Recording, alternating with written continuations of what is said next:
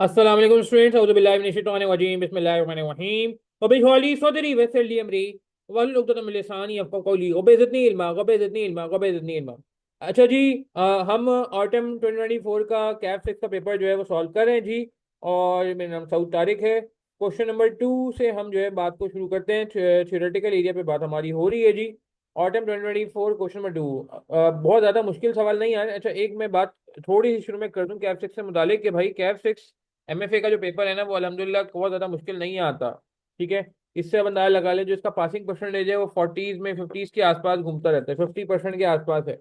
तो it means कि ये पेपर पास करना आसान है। तो इस यकीन के साथ आपने ये सारी तैयारी करनी है कि इंशाल्लाह इंशाल्लाह पेपर में तैयारी के साथ बैठेंगे तो ये पेपर इंशाल्लाह निकलेगा। दूसरे पेपर्स के मुकाबले में इसका पासिंग परसेंटेज कंसिस्टेंट है।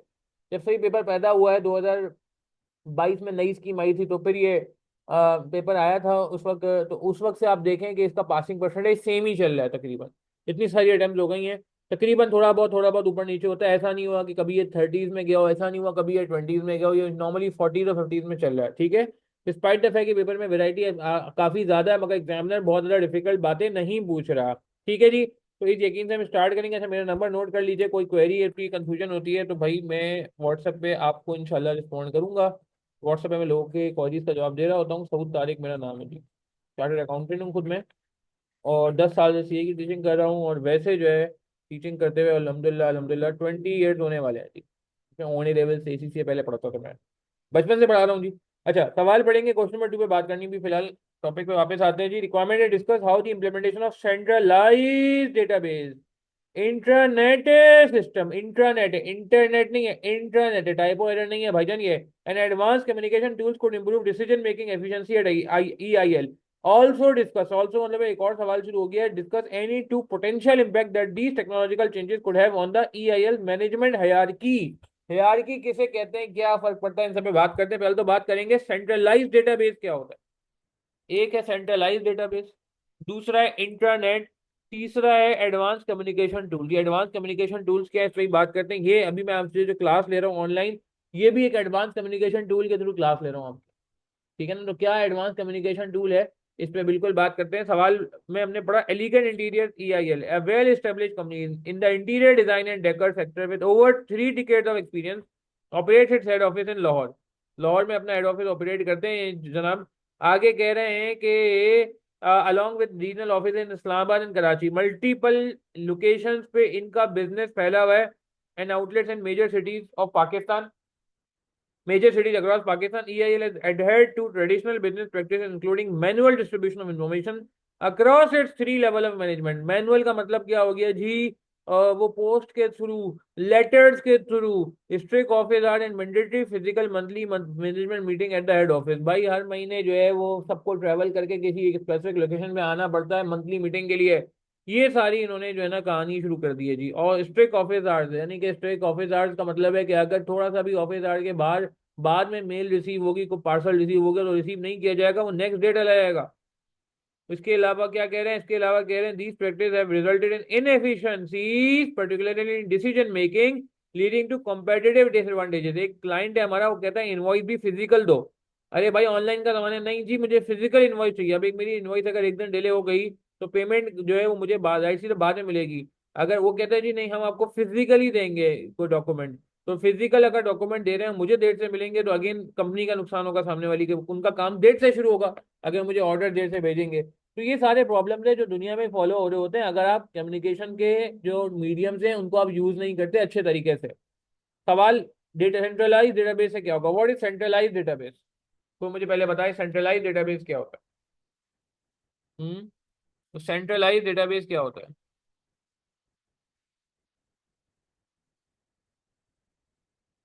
ठीक है जी, क्या होता है सेंट्रलाइज डेटाबेस। हम्म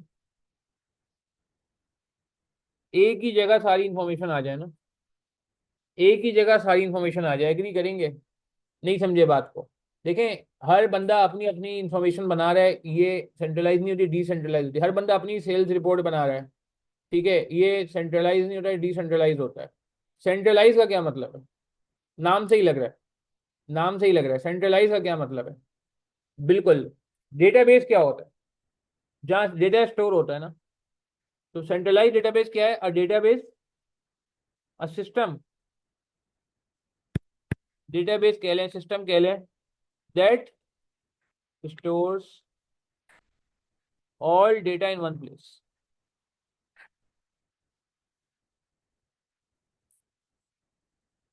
एक ही जगह में सारी इंफॉर्मेशन आप रख रहे हैं, तो ये क्या है, सेंट्रलाइज। एक ही जगह पे, एक ही सिस्टम में, एक ही रिपोर्ट में सब कुछ आ रहा है।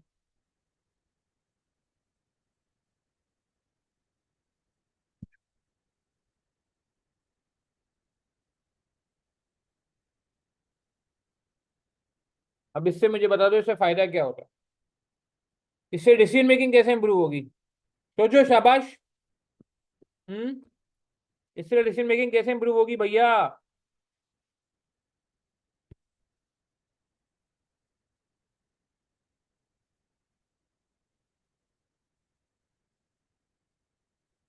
क्यों? देखिए, ड्राफ्टिंग पूरी करा रहा हूं मैं, ओरली डिस्कस नहीं कर रहा। आपने भी पूरा पूरा सॉल्व करना होता है ना पेपर में भाई। कैसे?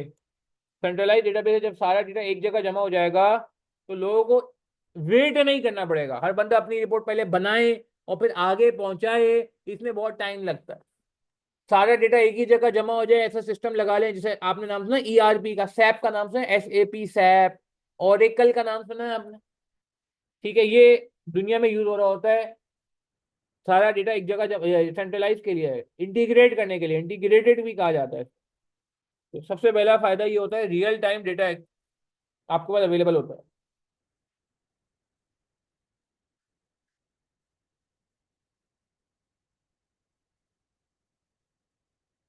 Accessible to business.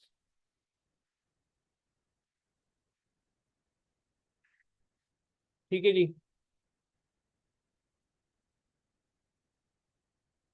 All important data. कौन सा होता है important data?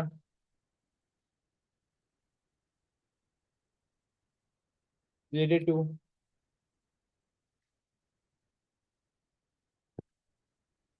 Organisation business, including sales, inventory levels. और कोई इंपॉर्टेंट डेटा? परचेज का डेटा हो गया। ठीक है। All important data relates to business including sales, inventory levels, expenses, etcetera.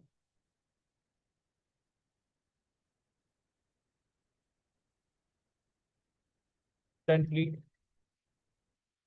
On real time basis. इससे फायदा क्या होगा? इससे फायदा ये होगा, helps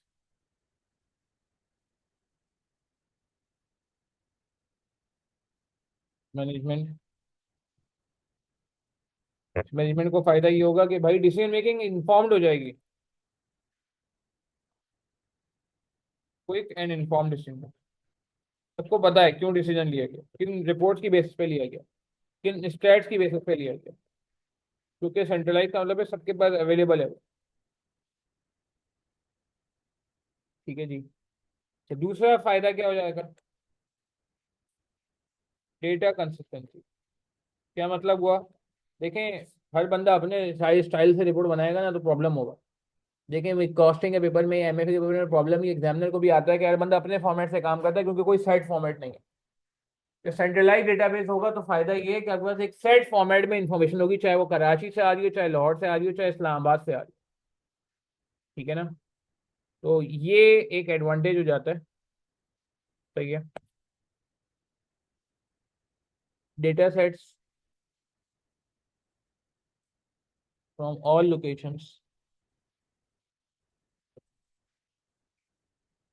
parts of the business. वो क्या हो जाएगा, एक सेट फॉर्मेट पे होगा।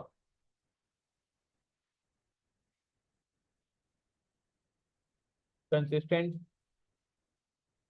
On uniform parameters. Uniform parameter समझते हैं? कि फॉर्मेट सेम होगा, कि भाई ये सारी इंफॉर्मेशन रिपोर्ट में चाहिए।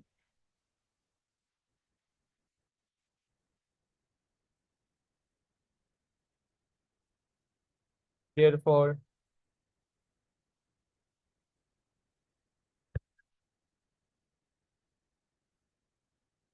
helps in decision making।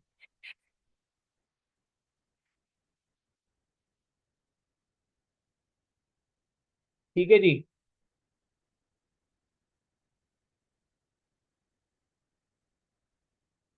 it helps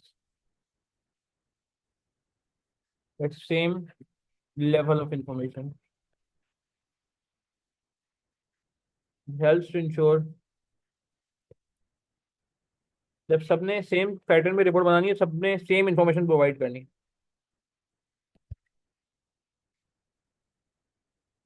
available all the location. ठीक है जी, ये हमने सिर्फ एक पार्ट कंप्लीट किया अभी। इसे हम क्या कह रहे हैं? Data, centralise database. Internet system से भी डिसीजन मेकिंग क्या कहते हैं, स्ट्रॉन्ग अच्छी हो जाती है। कैसे? व्हाट इज इंटरनेट सिस्टम, पहले तो ये बात करें। Internet within the organisation, तो मैं बिल्कुल छोटी सी डेफिनेशन की बात करूँ। विद इन द ऑर्गेनाइजेशन, ये वो इंटरनेट है जो ऑर्गेनाइजेशन के अंदर कनेक्ट करता है, ऑर्गेनाइजेशन को बाहर से कनेक्ट नहीं करता। तो बाहर से कनेक्ट नहीं करता, अंदर से कनेक्ट करता। मेरी बात समझ आ रही है? इंटरनेट इंटरनेट नहीं है ये। इंटरनेट नहीं है जी, इंटरनेट है। प्राइवेट नेटवर्क भी कह ले।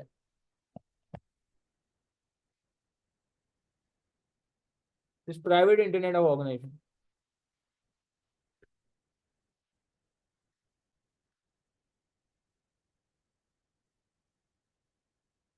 इसमें कोई आपके पास हॉटमेल, याहू, फेसबुक, इंस्टाग्राम नहीं चलेगा। इसमें सिर्फ ऑर्गेनाइजेशन के अंदर की जो डेटाबेस हैं, जो शेयर्ड फोल्डर्स हैं, ठीक है ना, जो आपके वेब पोर्टल्स हैं, वो खुलेंगे।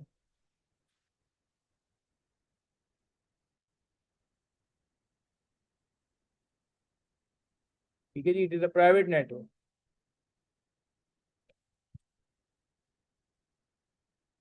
शेयर इंफॉर्मेशन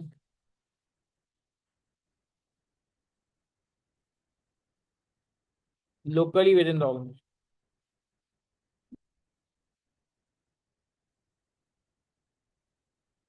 ये सबसे अच्छी टेक्नोलॉजी जो मैंने बचपन में पढ़ी थी, बचपन में, वो ये थी, internet within the organisation. ठीक है जी। तो इससे फायदा क्या होता है?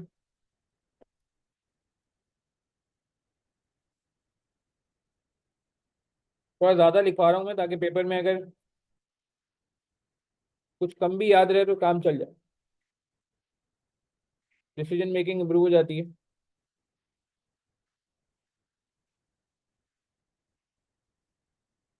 कैसे? कैसे? एक तो ये कि more efficient internal communication. Communication का बड़ा मसला है कुछ ऑर्गेनाइजेशन में।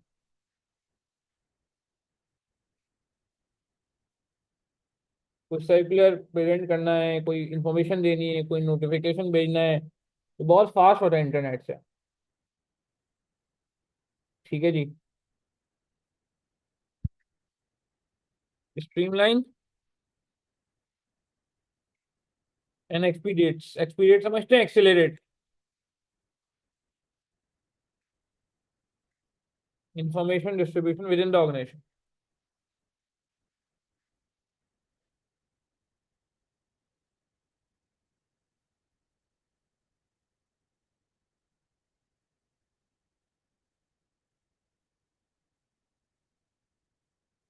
ठीक है जी। और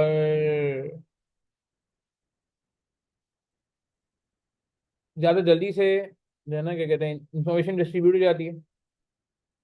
ठीक है। Such as important announcements,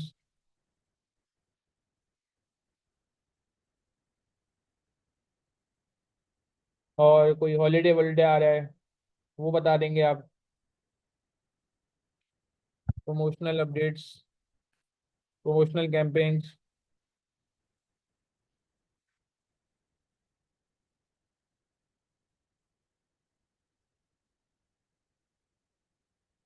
important updates हो सकते हैं,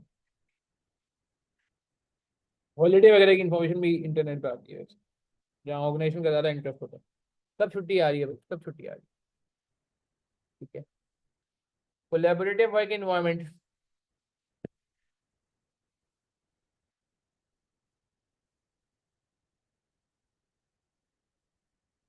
ये सब मिलके काम करेंगे। सबको पता है कि यार इंटरनेट पे जाएगा, पूरी ऑर्गेनाइजेशन देखेगी। अब लड़ाई झगड़ा नहीं कर सकते, आ जाएगा वरना इंटरनेट पे, अखबार है इंटरनेट इतना था, ऑर्गेनाइजेशन का अखबार है, ये समझाने के लिए कह रहा हूँ मैं आपको। ठीक है जी।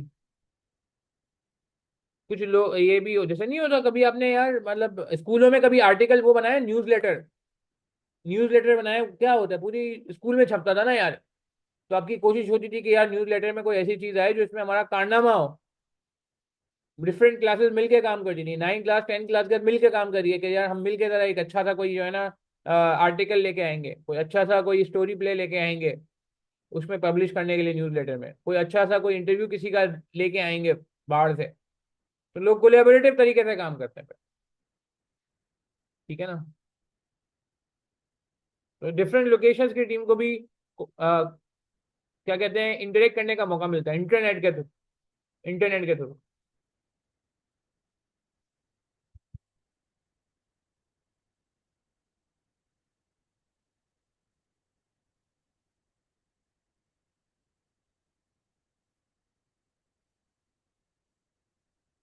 It also take it as opportunity. किस चीज की अपॉर्चुनिटी? बात समझ आ रही है? हम्म।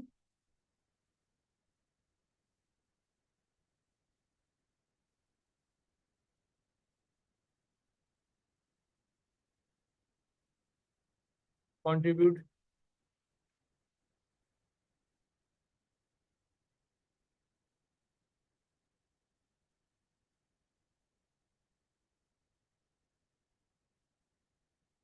आप खुद सोचे ना, एक ऑर्गेनाइजेशन जिसमें कराची अलग है, लाहौर अलग है, इस्लामाबाद अलग है, आपस में राब्ता ही नहीं करते, फिजिकल तरीके से राब्ता होता है, फेस टू फेस राब्ता होता है, तो क्या करें, वो राब्ता करें ही नहीं। इंटरनेट तो ब्लेसिंग इन डिस्गाइज है यार। आपस में कम्युनिकेट करने के लिए टेलीफोन पे या ईमेल पे बार बार बात नहीं की जा सकती, बहुत सारे काम ऐसे होते हैं जो आपको रियल टाइम पे करने पड़ते हैं यार।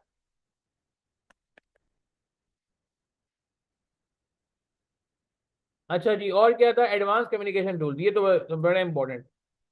एडवांस कम्युनिकेशन टूल्स क्या है पहले मुझे बताएं, जिसपे क्लास हो रही है, जूम। ठीक है, नाम लिखवाता हूँ मैं। Advance communication tools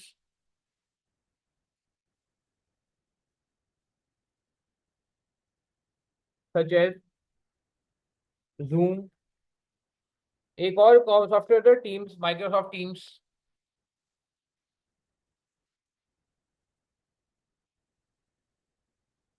has improved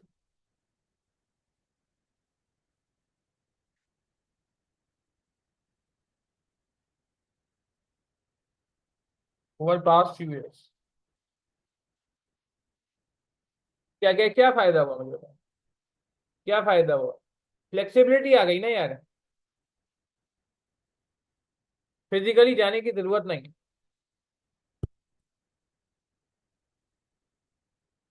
ये बैरियर खत्म हो गए, barrier due to physical.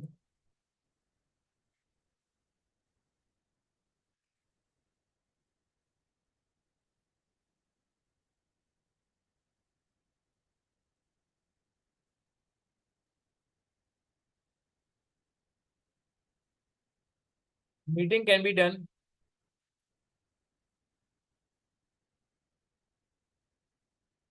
Through video conferencing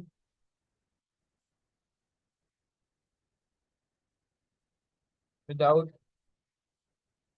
hassle and cost of travel. सही है ना। दूसरा क्या, इंक्रीज फ्रीक्वेंसी ऑफ मीटिंग। पहले महीने में एक दफा मीटिंग हो रही थी, सवाल में लिखा था previously there was one physical meeting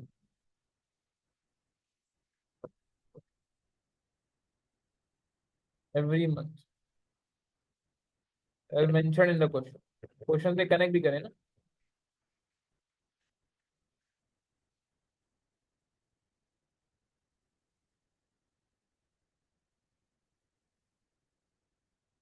video conferencing, zoom वगैरह के थ्रू में enable organization, may enable business, conduct meetings more frequently. Hence, leads to more improved decision making। कोई डिसीजन लेना है तो अब अगले महीने के लिए बैठे हुए हैं कि अगले महीने सब मिलेंगे फिर डिसीजन होगा, तो मुनासिब बात नहीं है ना।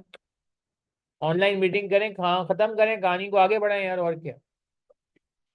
ठीक है, बात समझ आई। सवाल में ये तीन बातें हुई हुई थी कि कैसे इंप्रूव होती हैं। तीनों बातों से सेंट्रलाइज डेटाबेस से बात कर ली, इंटरनेट सिस्टम पे बात कर ली, advance communication tool Zoom Teams वगैरह पे बात कर ली, स्काइप भी कह सकते हैं, मगर स्काइप फॉर बिजनेस जो है उसकी इतनी अच्छी परफॉर्मेंस नहीं है। आगे कह रहे हैं also discuss to potential impact that these technological changes could have impact on EIL management hierarchy. Hierarchy बढ़ गई है या कम हो गई है? दो तरह के स्ट्रक्चर होते हैं हायरार्की के, याद करें। एक टॉल होता है, एक फ्लैट होता है। एक टॉल स्ट्रक्चर होता है, इसमें बहुत सारे लेवल्स होते हैं,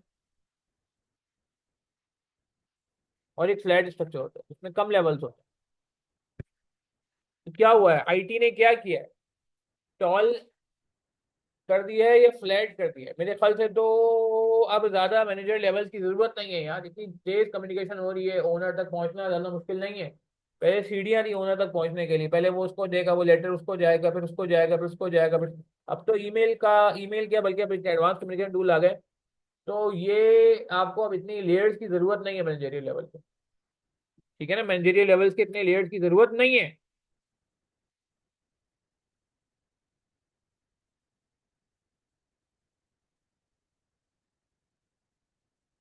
इम्पैक्ट ऑन मैनेजमेंट है यार,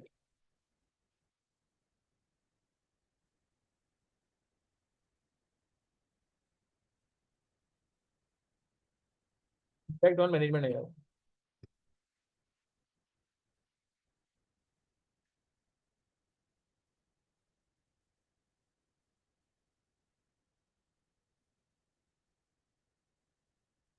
इसमें क्या हुआ है, सबसे पहले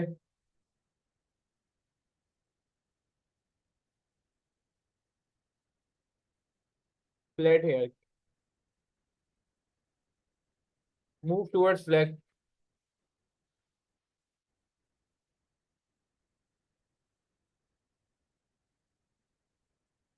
मूव टुवर्ड्स फ्लैट है। ऑर्गेनाइजेशन नाउ,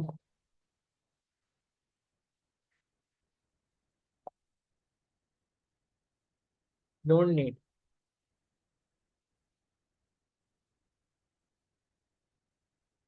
ठीक है ना, ज्यादा वो नहीं चाहिए।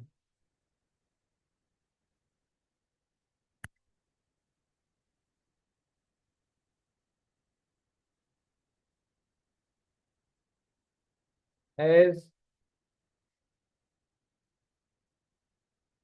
कम्युनिकेशन इज फास्ट, कम्युनिकेशन बहुत फास्ट हो गई है, ज्यादा ये रखने का मतलब है नुकसान, आप उस पेज को मैच नहीं कर सकते।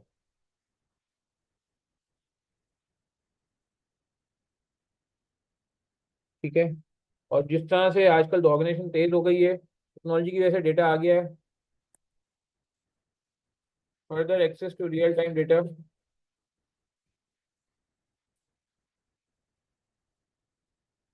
टू ऑपरेशनल स्टाफ,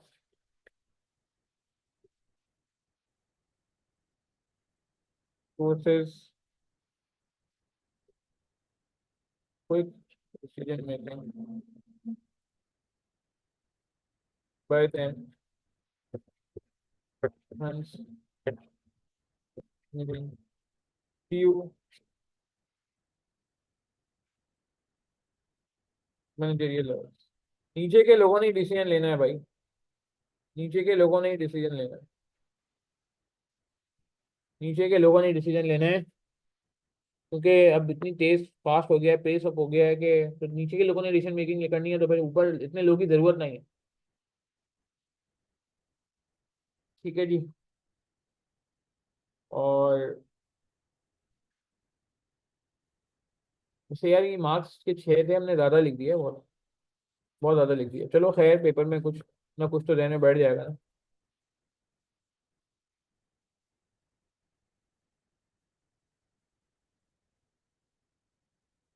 इसके अलावा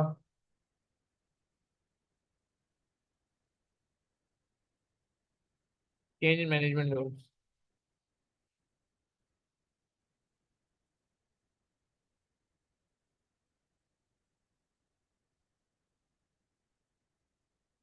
management now needs to carry out more strategic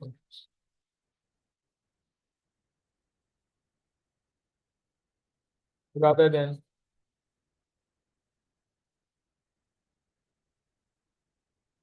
overseeing routine task. Routine task से निकल के बाहर आना पड़ेगा। Routine admin task.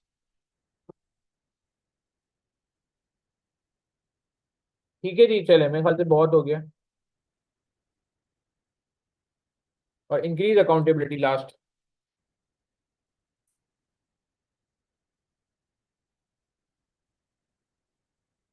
Eight operational level.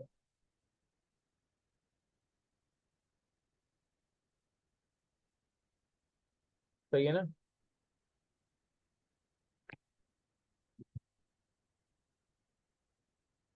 और रियल टाइम इंफॉर्मेशन अवेलेबल।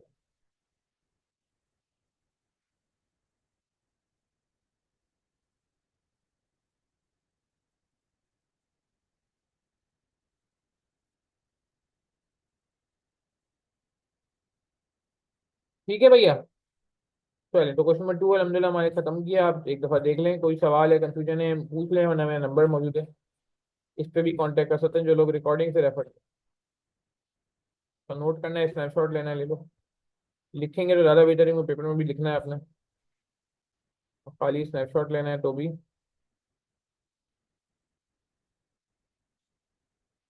ठीक है, चले, अपना ख्याल रखिएगा, दुआ में याद रखिएगा। ये सवाल हमारा खत्म हुआ, अगला वीडियो में फिर हम अगला सवाल शुरू करेंगे। अस्सलाम वालेकुम रहमतुल्लाहि व बरकातहू।